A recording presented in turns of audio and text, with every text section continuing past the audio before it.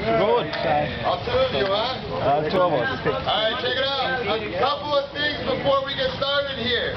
I want to let you guys know your enthusiasm has everything to do with how my show's going to be. The more enthusiastic you guys are, the more hooting and hollering, the more partying you guys do, the more stunts that I'm going to do, okay?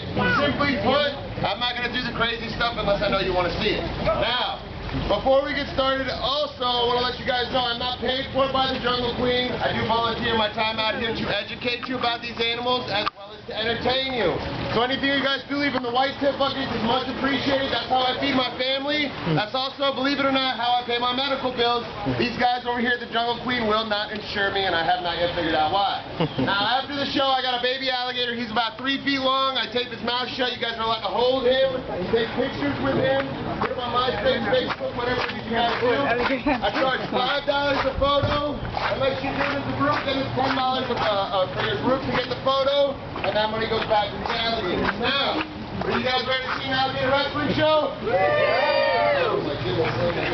Great guys drinking last night, is that what they said? Yeah. I'm going to ask one more time, you guys ready to see an alligator show? Yeah! Alright, that's a little bit better. Kind of believable. Alright, so what we're going to be showing you is called alligator wrestling. However, truth be told, I am not going to be wrestling or fighting with any animals. I actually do care deeply about these reptiles, and I myself personally would never do anything to hurt them.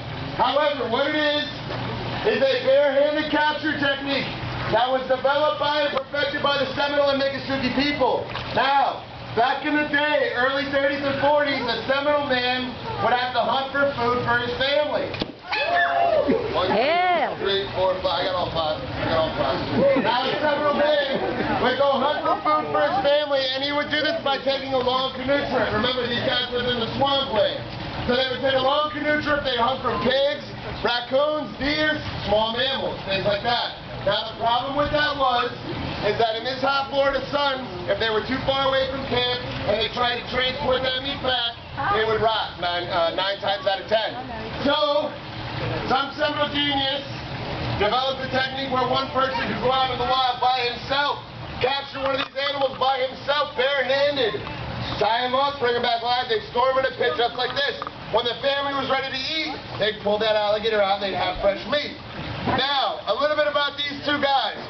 This one here, his name is Big Boy for obvious reasons, okay? He's about 12 feet. He weighs over 850 pounds, okay? Massive, massive animal.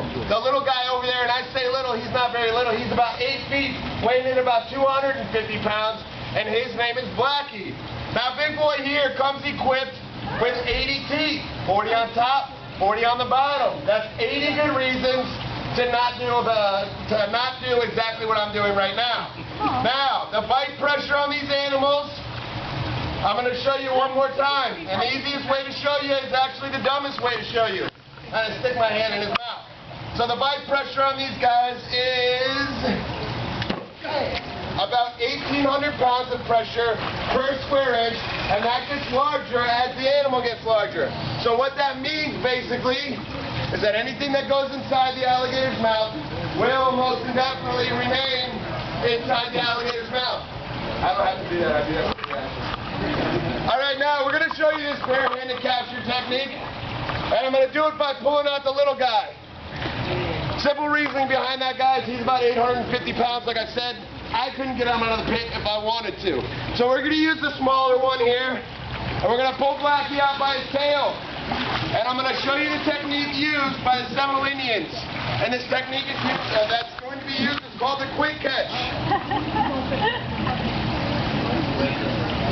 So what we're going to do is very quickly and very carefully straight to the back of the alligator. All right, there we go. Big boy. How about a round of applause, ladies and gentlemen? All right, now, we talked about the bite pressure of this animal. 1,800 pounds of pressure per square inch. However, their opening ability is not as much. So with my own 2 hands, I can hold this alligator's mouth shut.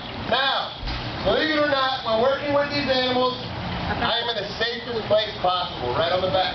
However, if he shakes, rattles, and rolls and breaks loose from my grip, this is no longer the safest place to be on the back of this animal.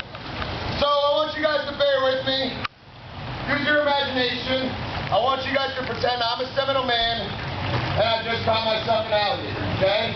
Now, aside from this nifty t-shirt, I look nothing like a Seminole man, but bear with me. So I just caught myself an alligator. What I want to do now is tie a rope around his jaws. So I'm going to take my imaginary rope up. I'm going to tie it around his jaws. But ladies and gentlemen, what do you need to tie a rope? 2 hands. Somebody said it out there. I heard somebody. 2 hands. That's right. You need 2 hands to tie a rope. That means something has to hold this mouth shut. Little girl, can you come hold this alligator's mouth shut so I can tie the rope to the crowd? Not gonna happen? I'm kidding. I wouldn't make you do that. Guys, the technique used for this is called the bulldog, okay? And it's done like so. So with my chest and my chin, I'm gonna hold this alligator's mouth shut so I can have my 2 free hands.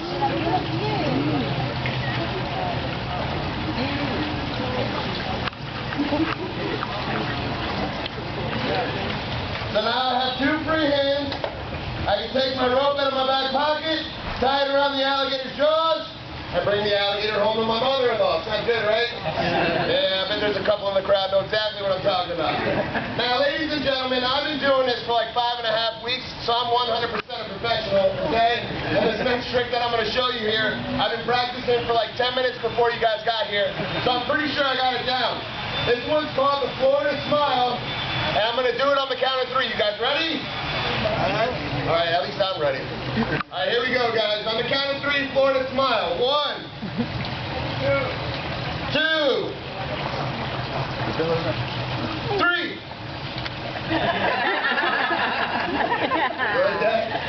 Kidding. There we go. Florida Smile with the alligator now.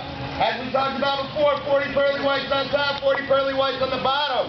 Every time these guys lose a tooth, another one grows back in the same exact position.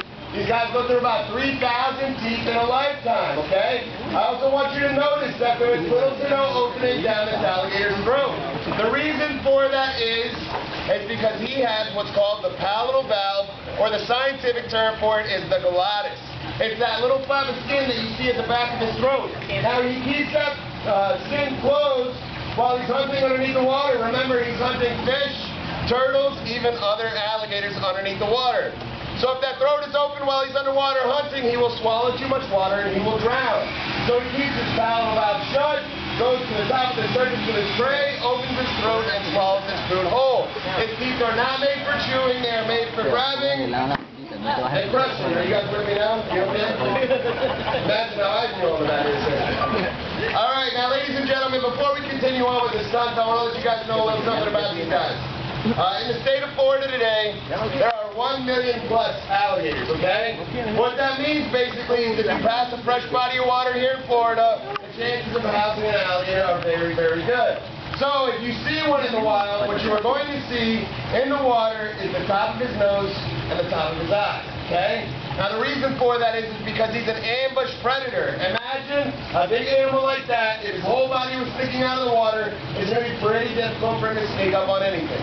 So he keeps his body below, keeps his head above the water, and by doing that, he keeps his nostrils right here above water. He can smell prey from a mile away. Right behind his eyes, he's got these little flaps. Those are his ears. He keeps them closed when he's underneath the water so no water gets in. And when he's at the top of the surface, he can hear a fish jump out of the water from 100 yards away. Now, right in front of that, he's got 3 sets of eyelids. One opens and closes just like us. I'll show you guys on this side. The second is called the nictating membrane. It's a clear lens that slides from back to front, clears out all ducts in the bridge, also a set of goggles for him underneath the water. I'm going to show you that one. Right there.